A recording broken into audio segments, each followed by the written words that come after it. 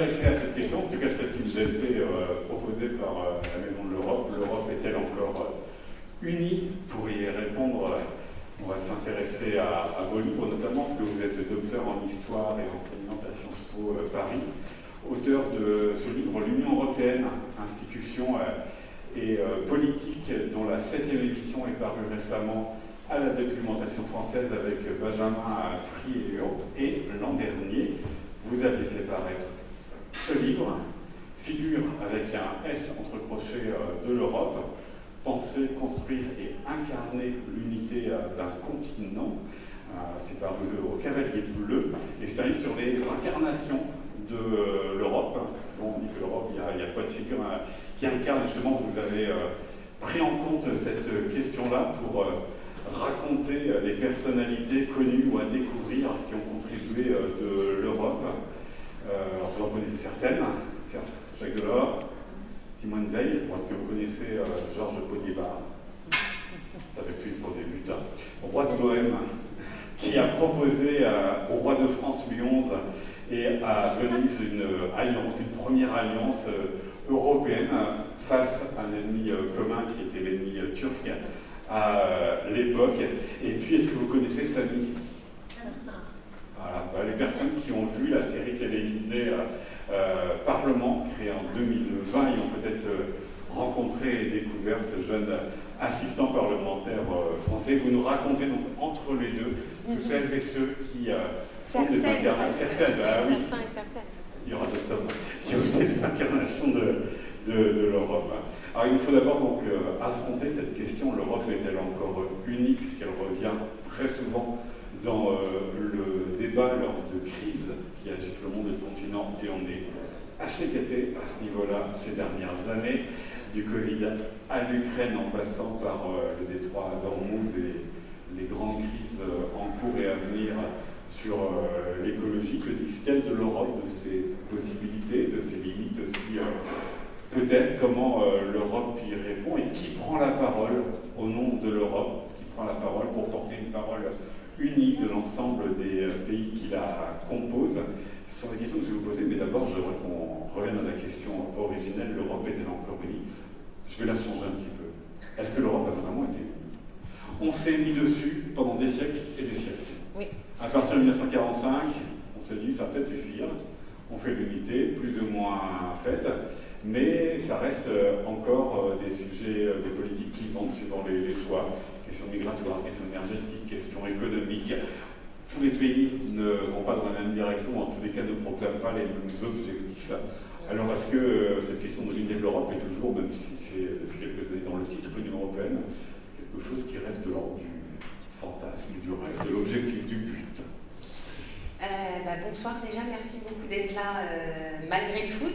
Je sais, ça n'a pas encore commencé, mais il y a toujours des avant des soirées, donc merci de la passer avec nous, cette avant-soirée. Alors, il y a plein de questions dans votre question. L'Europe est-elle unie? L'a-t-elle jamais été?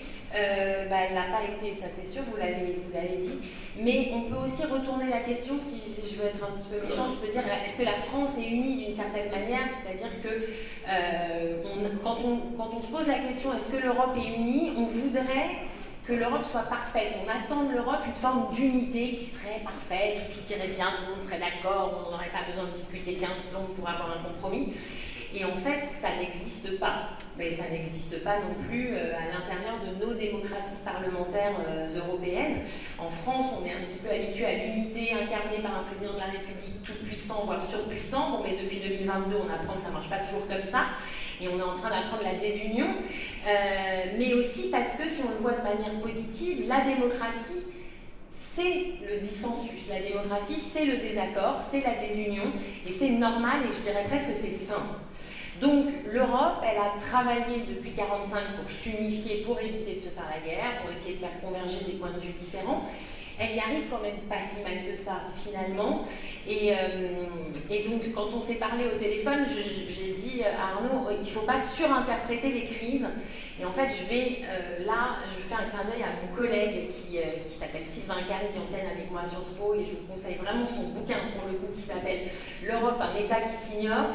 Et notre blague à tous les deux, c'est toujours que lui, il voit toujours le verre à moitié plein, et moi, je le vois toujours à moitié vide. Donc il me dit que je suis une râleuse. Et donc évidemment, là, j'ai endossé son costume en fait, pour me dire, ouais, quand même, c'est vrai, des fois, je suis un peu trop pessimiste et tout. Et c'est vrai qu'il n'a pas tort, mais j'ai pas tort non plus de voir le verre à moitié vide, parce qu'entre nous, il est quand même un peu vide aussi. Mais c'est vrai qu'il ne faut pas surinterpréter les crises. Et il faut se dire qu'on a réussi, depuis 80 ans, à surmonter des siècles de guerre pour faire quelque chose qui ne marche pas très très bien, qui a 10 000 défauts, contre lequel on peut râler toute la journée, mais qui a un mérite énorme, c'est d'exister, et qui est quand même la meilleure alternative qu'on puisse trouver aujourd'hui, et un des modèles les plus séduisants dans le monde si on regarde ce qui se passe ailleurs, à la fois en termes de conflits ou en termes de qualité de démocratie. Nos démocraties sont imparfaites, mais elles sont quand même moins imparfaites qu'ailleurs. Et du coup, tout ça pour dire qu'on a été désunis, on n'est pas complètement unis, mais cette Union européenne, elle existe vraiment et elle a surmonté ces dernières décennies plusieurs crises. Parce que vous allez dire, il y a beaucoup de crises, il n'y a que ça. Il n'y a que ça, c'est terrible, ça fait 20 ans que mes cours, les titres, ça parle que de crise. Donc je ne sais pas comment j'arrive à avoir encore des élèves, parce que c'est pas très attirant, comme ça, c'est pas très attractif. Mais le truc, pour le coup, qui est agréable, c'est qu'on les surmonte. Plutôt mieux, presque, que ce qu'on avait pu penser, je dirais, il y a une dizaine d'années. C'est-à-dire que l'Ukraine, le Covid 2020 pour le Covid, 2022 pour l'Ukraine, ont été des révélateurs ou des changements. On a une impression, il y a cette idée que l'Europe n'avance que dans les crises, mais là on était face à des crises dont on n'était pas sûr que l'Europe ait la capacité d'y répondre. La preuve, c'est qu'il n'y a pas d'Europe de la défense, la preuve, c'est qu'il n'y a pas d'Europe de la santé. Oui, la santé, c'était pas une compétence, c'était une compétence qu'on appelle les compétences d'appui, c'est-à-dire pas grand-chose. Mais je dirais que même les révélateurs, ça, c'est avant. La crise grecque, donc la crise de l'euro, ça a été une crise terrible, et je me souviens, on se demandait même si la Grèce n'allait pas quitter la zone euro, et puis si du coup il n'y aurait pas une implosion de la zone euro, parce qu'il faut rappeler que quand la crise commence en 2009-2010, l'euro c'est un bébé, c'est né en 2002, c'est très fragile, et donc on se dit, est-ce que si la Grèce sort, on ne va pas avoir les marchés qui ensuite spéculent contre l'Italie, contre l'Espagne, le Portugal, voire la France. Et finalement, on se rend compte aujourd'hui, donc 11 ans après, que non seulement on a toujours la zone euro, que la Grèce y est toujours, et que la zone euro s'est élargie. Alors ça a eu un coût énorme pour la population grecque, et je ne veux loin de moi l'idée de le minimiser. Beaucoup de suicides, beaucoup de mortalité infantile à l'époque. Là, c'est en train de revenir dans la norme, mais on a eu une augmentation très très forte de la mortalité infantile dans les années 2010 en Grèce. Donc tout ça a un coût absolument abominable. Maintenant, peut-être que le coût d'une sortie de la zone euro aurait été aussi assez catastrophique, et probablement. Mais toujours est-il que si on regarde sur le temps long, on a toujours l'euro, toujours la Grèce dedans et plus de pays. Et l'euro est la deuxième monnaie mondiale quand même, donc c'est pas rien. Pour moi, la deuxième crise qui était très dangereuse, dont j'ai eu très peur, parce qu'on est né dans le guidon, c'était le Brexit. Ça, quand même, aujourd'hui, ça nous apparaît, ils sont sortis, tant pis pour eux. Évidemment, en plus, avec l'anglophobie légendaire de la France, on est un peu genre, maintenant, regarde les sondages, et puis ils ont tous envie de re-rentrer. C'est dommage, il fallait y penser avant. Donc on a une petite ironie.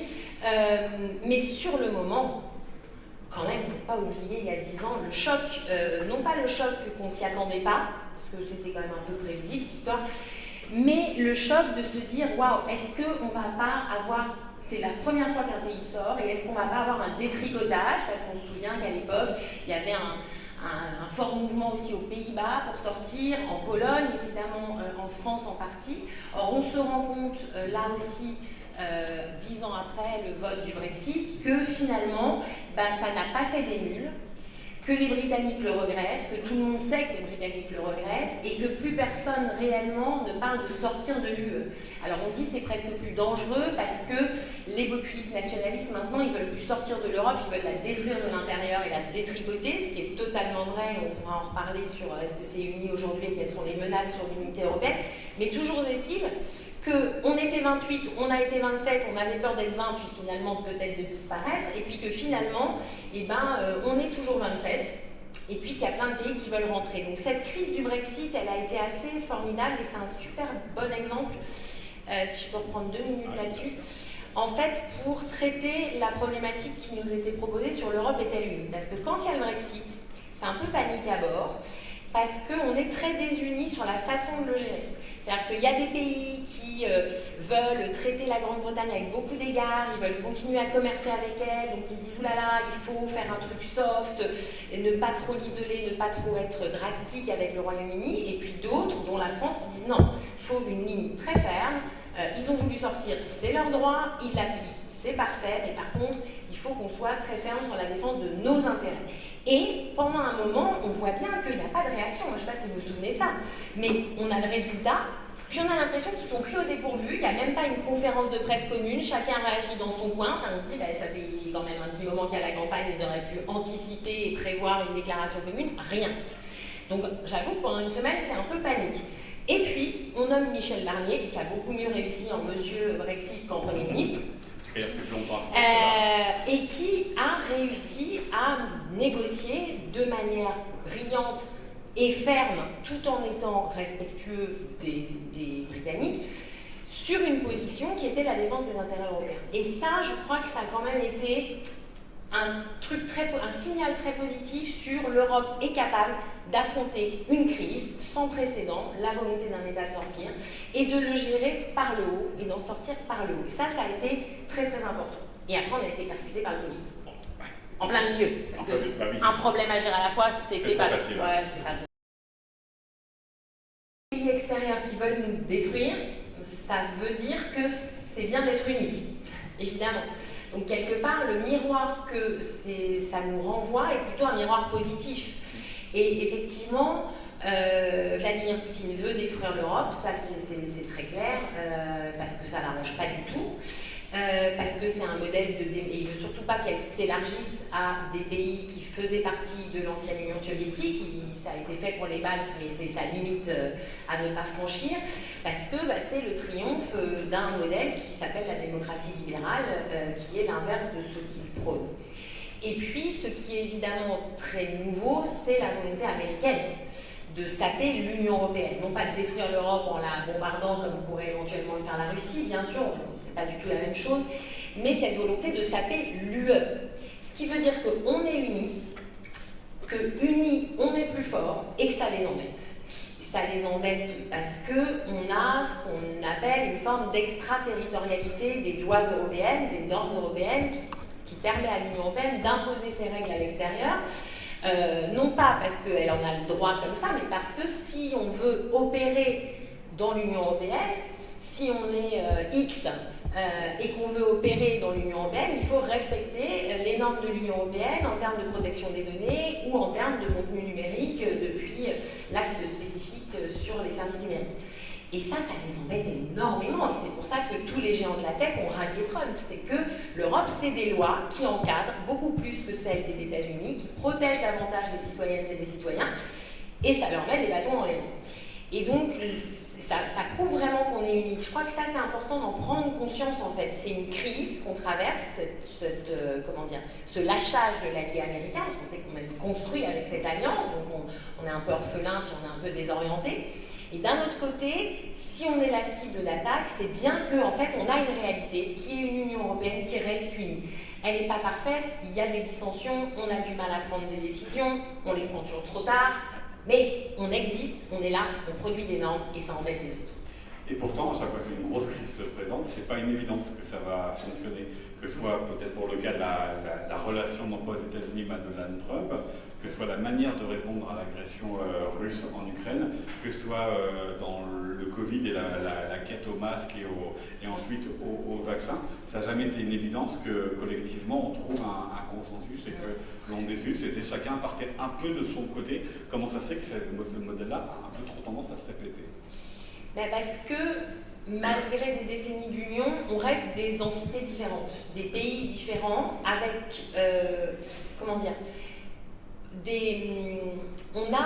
on est des États où on a un lien entre le gouvernement national et la population nationale. Et donc le gouvernement doit prendre en considération avant tout l'intérêt de sa population. Et donc si on est sur le Covid, eh ben, l'intérêt quand on n'est encore pas trop touché, qu'on a une petite réserve de masques et une petite réserve de respirateurs, c'est de dire « Oh là là les gars, on ne va pas l'exporter vers l'Italie où ils en ont vachement besoin, on va plutôt les garder pour nous, parce que comme ça, on les aura sous le coude quand nous, on sera très touchés. » C'est l'intérêt national. Sauf que là, la Commission européenne, elle a tiré la sonnette d'alarme, elle a dit « Attendez, on n'a pas le droit de faire des restrictions à l'exportation à l'intérieur de l'Union européenne. Donc les masques, les respirateurs, le paracétamol ou autres, ils vont aller là où il y a des besoins, parce qu'on est une union et on doit se montrer solidaire. Et les pays qui étaient les plus touchés, notamment l'Italie et l'Espagne, ont dit en fait, ça ne sert à rien qu'on ait fait l'Europe pendant 75 ans, si quand il s'agit de la vie ou de la mort des gens, on pense d'abord à nous et nous et nous. Et donc, très rapidement, elle a tiré la sonnette d'alarme et ces pratiques ont été interdites. Et puis, du coup, on a exporté le matériel médical là où il y avait les besoins. On a échangé les médecins, on a accueilli des malades. Puis, on a mis en place un premier plan de 500 milliards d'euros en avril. Donc, assez rapidement, en avril 2020, on s'est mis d'accord quand même sur la mobilisation de fonds européens qui existaient déjà pour lutter contre les effets du Covid, et notamment un programme qui n'est pas toujours très connu, qui s'appelle le programme SURE, qui était quand même 100 milliards d'euros, qui permettait d'aider les États à financer le chômage partiel, parce que beaucoup de gens étaient au chômage, d'ailleurs pas partiel, c'est un très mauvais terme, mais c'est comme ça qu'on appelle ça, mais que ce soit les coiffeurs, les marchands de disques, etc. Chômage technique. Voilà, le chômage technique. Et donc ça coûtait très cher aux États, et bien évidemment, dans ces conditions, les États les plus riches peuvent plus facilement indemniser leur population que les États les plus pauvres, et donc on a décidé de mutualiser tout ça pour créer un fonds qui permette à tous les États membres de cofinancer, d'aider au financement du coup de l'indemnisation des personnes qui étaient touchées par ce chômage technique. Puis après, finalement en juillet, on a voté le plan de relance commun avec l'endettement commun. Mais le réflexe national, il est normal. De la même manière que si vous avez un incendie dans votre immeuble, avant de penser à aller sauver le voisin, vous allez penser à sauver votre enfant dans la chambre à côté. C'est exactement le même réflexe. Alors, sauf qu'au niveau de l'État, il y a en plus cette promesse que l'État est chargé de la sécurité de ses citoyens, et ça pose aussi là. La cruche, il faudra peut-être passer à un niveau supérieur. Donc pour l'Union européenne, qui s'est construite sur la paix, accepter de faire cette révolution mentale de se dire oui, je vais livrer des armes létales qui vont tuer des gens. Ça, c'est une vraie révolution. Pour l'UE, pas pour les États membres, pour l'UE, en tant qu'Union européenne. Donc on a aidé, sanctionné, accueilli les réfugiés ukrainiens et ukrainiennes massivement, dans d'assez bonnes conditions, surtout si on compare à la crise syrienne, bref, autre débat. Et par ailleurs, on a accepté de donner le statut de candidat à l'Ukraine. Donc on a fait. Maintenant, effectivement, le réarmement des pays européens pris séparément, parce qu'on a augmenté énormément en plus individuellement, chaque pays européen a énormément augmenté ses dépenses militaires depuis 4 ans. Mais effectivement, l'énorme problème, c'est qu'on se réarme très largement en achetant des armes américaines. Donc on enrichit les armateurs américains, ce qui pose un problème majeur, plus que majeur. Ça posait déjà un problème majeur avant le retour de Trump, parce que dans l'idée, c'était qu'il faut développer une industrie européenne de l'armement, et ça pose un problème vital et existentiel aujourd'hui. Et pour vous dire, quand j'étais moi-même étudiante, il y a donc 30 ans de cela, j'avais déjà des cours sur la nécessité de construire une industrie européenne de l'armement. Ça fait 30 ans. On en est toujours au même point. Ça même d'avant, parce que c'était la France qui avait bloqué l'Europe de la défense.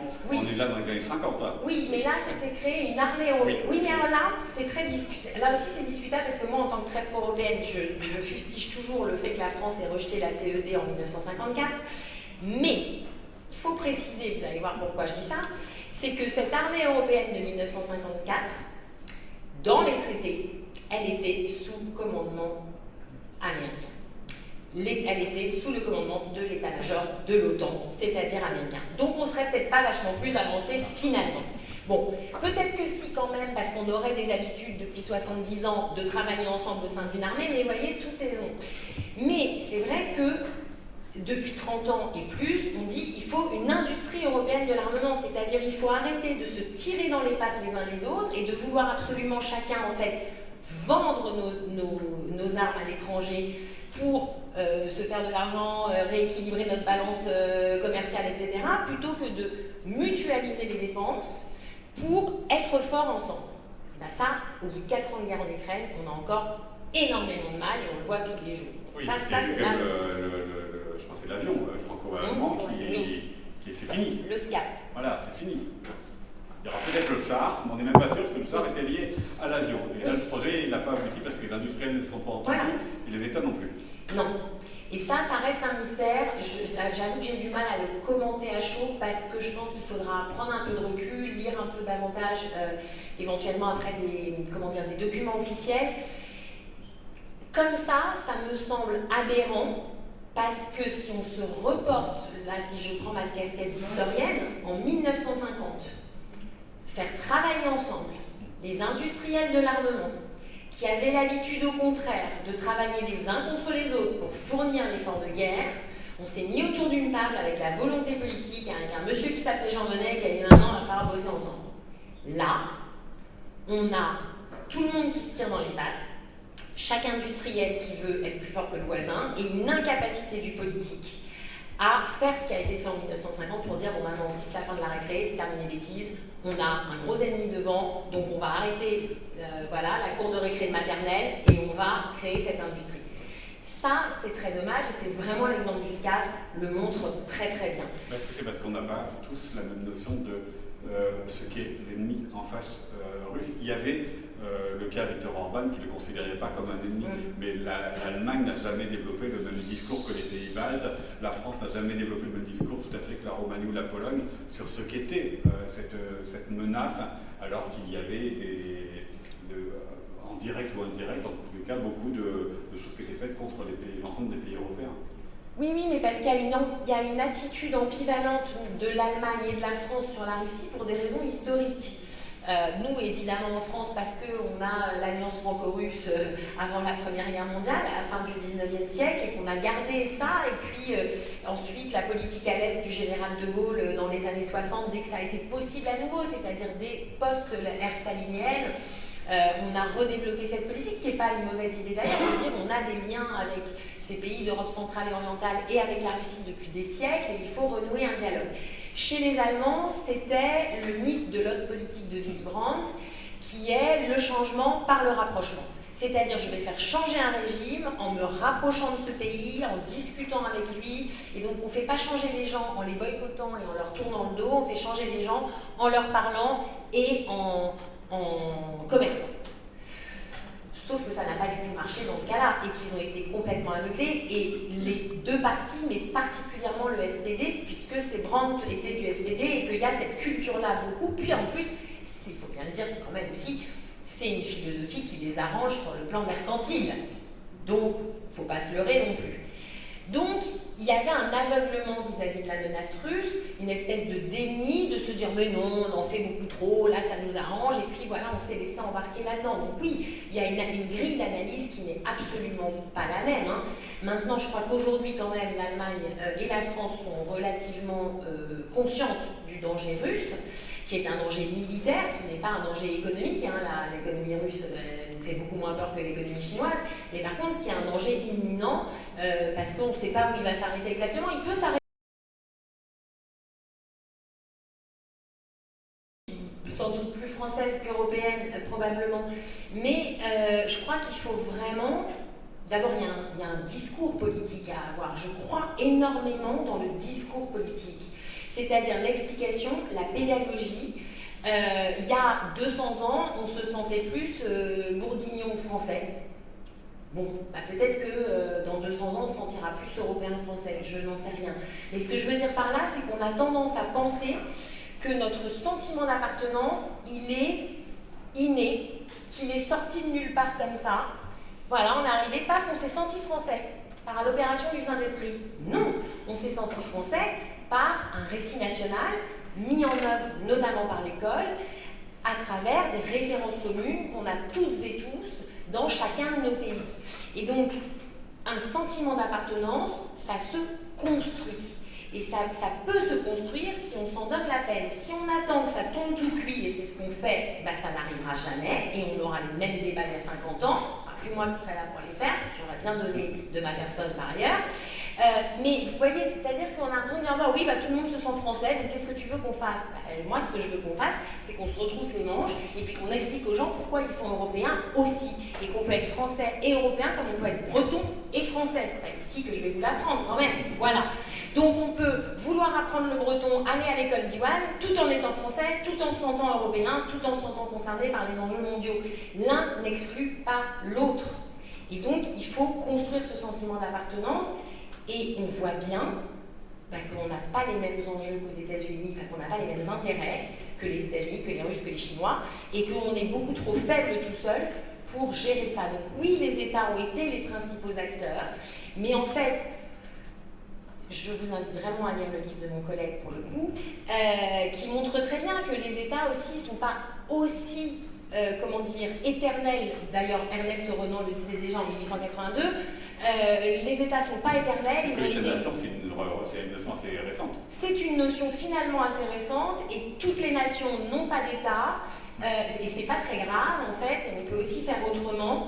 Et tous les États ne correspondent pas à une seule et unique nation, et c'est pas très grave, et on peut aussi vivre comme ça. Donc en fait, coller État-nation, c'est quelque chose de construit, de relativement récent à l'échelle de l'histoire européenne, et donc qui est dépassable, ce qui ne veut pas dire nier nos identités et renoncer à être français avec ce que ça a de très charmant par ailleurs. Alors on pourrait se dire qu'il y a des domaines dans lesquels l'Union européenne va vers cela en proposant des figures qui portent la parole et qui sont la voix de l'Europe, notamment sur les questions de politique étrangère. Il y a bien une personne qui est en charge de ça, qui devrait être le visage et la parole de l'Union européenne. Mais il dit quoi, il dirait quoi l'Union européenne unie sur des événements qui nous touchent, comme Gaza, comme le Liban, comme la fermeture du droit d'Ormuz et donc l'Iran? Elle ne dit rien. Elle n'est pas là. Elle est très peu là, et elle essaye qu'à de faire sa place dans ce bazar et de dire à Trump, oh, on est là en fait, coucou. Alors ça n'a pas si mal marché que ça sur l'Ukraine quand il a voulu nous évincer, faire ses petites négociations avec Poutine. On a réussi quand même, d'abord parce que lui s'est planté, parce qu'il a pensé qu'il allait y arriver, et il n'y est pas arrivé. Et du coup, nous, on s'est un peu... on a réussi à tracer notre chemin avec la coalition des volontaires, qui n'est pas exclusivement européenne, mais ça c'est pas grave non plus, on n'est pas obligé de faire tout seulement avec que les 27 de l'Union européenne. Donc il y a le Royaume-Uni, mais il y a aussi le Canada, etc.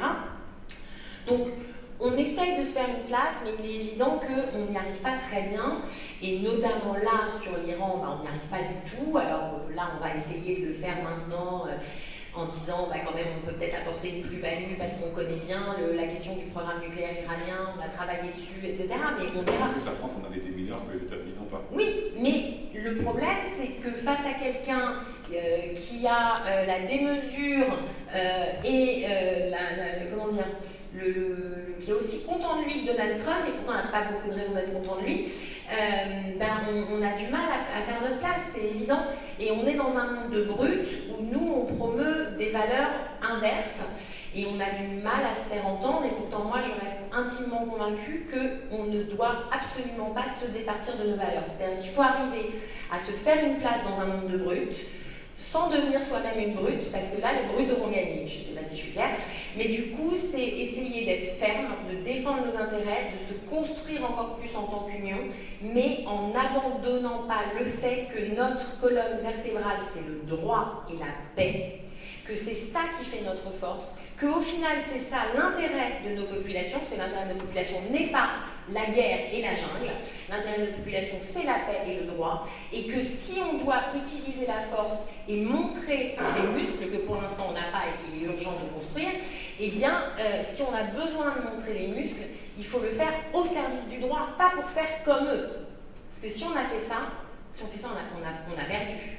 Donc vous voyez, c'est aussi ce truc où on a tendance à dire « Ah, mais il faut sortir de la naïveté ». Oui, complètement. Mais pas sortir de la naïveté pour adopter les codes de ceux qui sont sans foi ni loi. Et pourtant, au sein de l'Union européenne, il y en a qui le pensent. Le droit et la paix, c'est pas forcément partagé de la même manière par tout le monde. Il y a eu évidemment les 16 années de Viktor Orban, mais il y a deux populistes qui sont à la tête d'État. Sur les questions migratoires, on voit que la droit et la paix, c'est pas pensé de la même manière si on en est en Italie ou si on est plus au nord. Alors ça veut dire quoi des valeurs communes, puisque le trumpisme n'est pas que propre aux États-Unis? Non, loin de là. Alors, oui, vous m'amenez sur un sujet qui est compliqué parce que d'abord extrêmement sensible et extrêmement manipulé aussi, et puis qui, moi, est quelque chose qui m'émeut énormément. Donc j'ai énormément de mal à garder voilà. Poker face. Ouais, le poker face. C'est très dur. Sur la question migratoire, je trouve que la politique européenne, elle est indigne et qu'on se perd. Et je pense que si on se perd, on est faible. Donc on s'éloigne du droit. Et ce qui peut faire notre force, c'est de dire l'Union européenne est une union pour la paix, pour le droit, pour le dialogue. Ça fait notre force. Même si certains vont vous dire ça fait aussi notre faiblesse parce que du coup on n'a pas réarmé, etc. Mais quelque part, c'est notre identité, c'est ça qu'on incarne, c'est ça qu'on peut porter et c'est un vrai modèle et j'ai pas envie qu'on l'abandonne. Maintenant, du coup, on s'affaiblit dès qu'on s'éloigne de ces valeurs-là. Or, on s'en éloigne très clairement sur les derniers textes adoptés dans le cadre du pacte migration-asile. Et je disais tout à l'heure, on a accueilli 8 millions, 6, 7, 8, je ne sais pas où on en est exactement maintenant, surtout que ça vient quand même un peu d'Ukrainiens et d'Ukrainiennes surtout. Avez-vous entendu une seule personne utiliser depuis 4 ans le mot crise migratoire? Personne. Il y en a une, c'est Éric Zemmour. Oui. Et le jour où il a dit ça, pendant la campagne électorale, sa cote de sondage a commencé à chuter. Donc on ne peut pas, et personne ne parle, à part Éric Zemmour, de crise migratoire pour les Ukrainiens. 6 millions à 7 millions. Mais vous savez ce qui a été dit, ils sont plus comme nous que... Ils sont plus comme nous. Les gens venus de pays majoritairement musulmans. C'était ça le discours. Bien sûr. Mais du coup, ça, si on en est là, si on est à trier les gens en fonction de leur religion ou de leur origine pour faire respecter la dignité humaine, c'est que l'Union européenne doit, alors pour le coup, cesser de dire qu'elle défend les valeurs humaines. Elle doit dire, ok, on est une puissance comme les autres, maintenant on va défendre nos intérêts sans foi ni loi et on va faire comme les autres. Si on veut faire ça, ok, moi je ne viendrai plus parler d'Europe à ce moment-là, ce sera plus la mienne. Mais si on dit l'Europe c'est faite pour la paix, pour le droit, par le droit, et bien dans ce cas-là, il faut être cohérent. Et quand on ne respecte pas les valeurs de l'unité humaine, ben on sort de l'incohérence et on s'affaiblit. Et ça, ce pacte-là, toute la question des retours et des hubs de retour dans des pays tiers qu'on considère comme sûrs et qu'on considère comme suffisamment sûrs pour y renvoyer des réfugiés, mais pas comme suffisamment sûrs pour les intégrer dans l'UE, à savoir la Turquie par exemple, ben moi j'ai un énorme problème à voir le verre à moitié vide plein, du coup, là. Et puis sur Gaza, on pourrait en parler aussi infiniment, et c'est pas que moi, hein, j'ai des amis qui travaillent à la Commission européenne, qui sont hyper européens, qui ont la foi européenne chevillée au corps et qui me disent là j'ai honte, et on s'auto-saborde en fait, on s'auto-saborde, et c'est là où, pour revenir à la question que vous avez posée sur l'Union européenne est-elle unie, bah là-dessus elle est clairement désunie, totalement, avec des visions extrêmement différentes. Et bon, ceci dit, la France est désunie aussi sur la question, hein, évidemment, donc c'est pas que l'Europe, mais du coup on est entravé dans notre politique à Gaza, et on va le payer très très cher, parce qu'on ne peut pas dire qu'on est une union qui veut respecter le droit international et laisser faire à Israël ce qui se fait depuis quelques années. Donc là on se perd un peu, et du coup c'est là où moi je vois le verre un peu à moitié vide, je dois bien l'avouer.